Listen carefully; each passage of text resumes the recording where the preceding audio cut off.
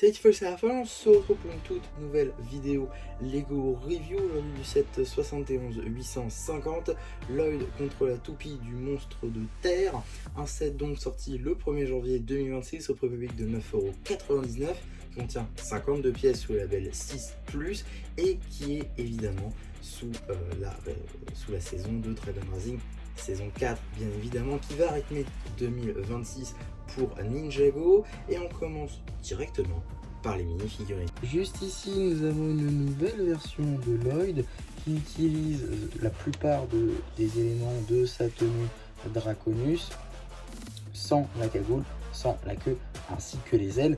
Néanmoins, il réutilise donc les épaulettes, le torse et les jambes, parce qu'il y a des épaulettes, c'est un tout nouveau moule, assez grand d'ailleurs, les épaulettes qui sont très grandes par rapport à la Minifun, je trouve.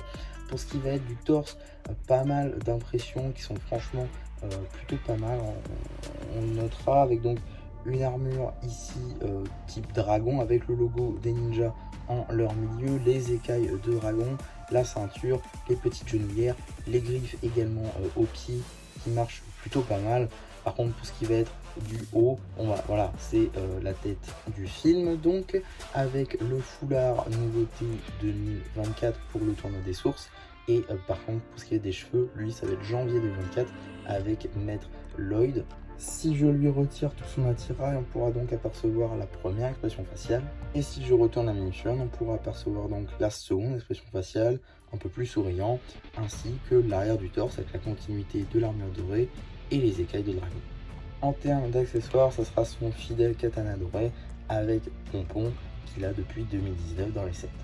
Juste ici, vous avez la figurine du monstre élémentaire de la Terre, une figurine qui est exclusive dans cette configuration, en effet, utilisant donc ce chapeau qui est différent de toutes les autres de ses apparitions. Sinon, avec le chapeau pince, eh bien, vous pouvez la retrouver dans le Battle Pack, la voiture transformable de Jet, ou encore le dragon de la vie.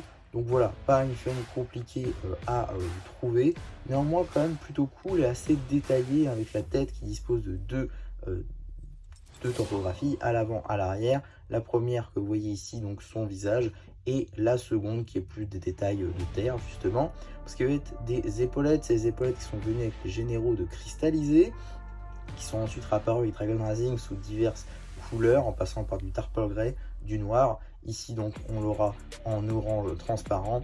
Pour ce qui va être des nouvelles topographies du torse et des jambes, c'est vraiment magnifique, avec tout ce côté orange qui ressort énormément, ainsi que le côté doré également. Voilà, c'est franchement très beau. Et voilà pour les derrières de la Minifun, que ce soit la tête ou le torse.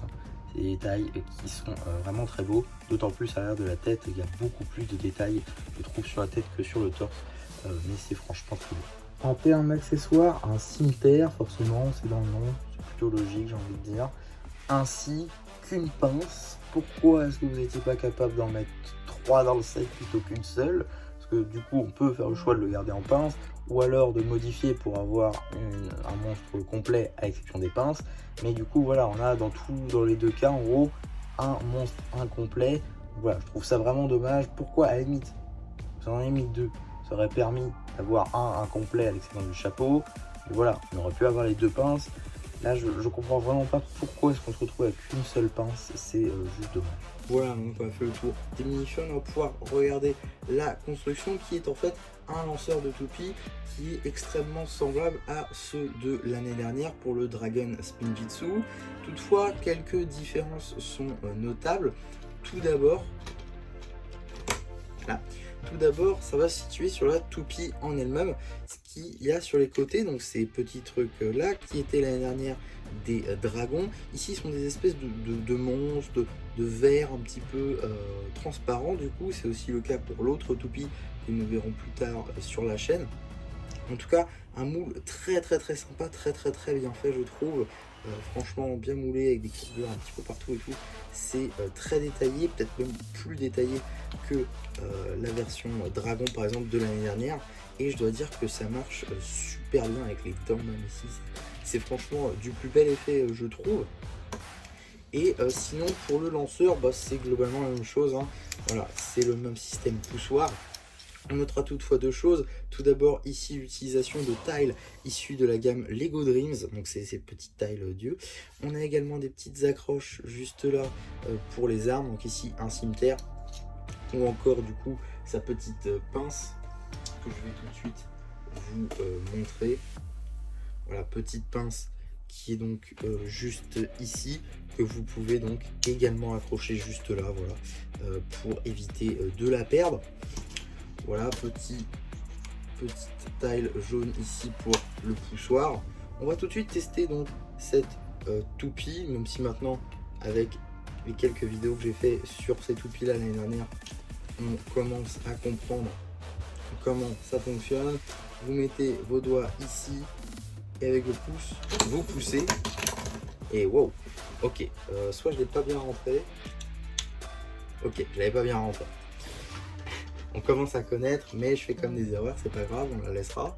Et donc, voilà.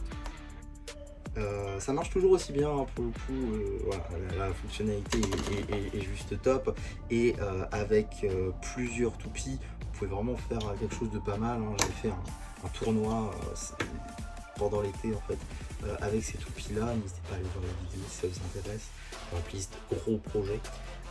Mais voilà, en tout cas, c'est quand même plutôt sympa. Voilà, j'aime beaucoup en fait juste la fonctionnalité. À voir si maintenant les méchants l'utiliseront réellement dans la série. J'y crois pas spécialement, hein. S'ils réutilisent les mêmes moules, c'est que ce n'est pas une nouvelle technique.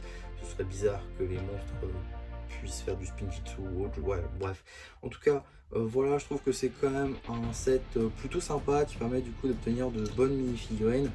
Notamment ici le monstre de la terre, bon, qui n'est pas bien exclusif, hein, on le retrouve notamment dans le Battle Pack, donc c'est pas trop un problème, d'autant plus qu'il est un petit peu différent, hein. Ce qu'il a sur la tête, c'est pas la bonne pièce, une pièce plutôt intéressante, mais ce n'est pas la bonne pièce, même si techniquement on peut utiliser sa pièce de pince comme pièce de tête, et voilà, du coup il est complet, mais il a plus ses pinces du coup. Voilà, ça c'est un petit peu dommage à ce niveau là. Et Lloyd qui du coup est exclusif dans cette version là pour les 7, c'est pas mal, même s'il apparaît dans un livre d'activité également. En tout cas voilà une bonne référence je trouve, celle qui d'ailleurs dispose du plus de pièces. Voilà, donc ça c'est plutôt intéressant comparé à l'autre toupie par exemple que je vais vous présenter prochainement sur la chaîne.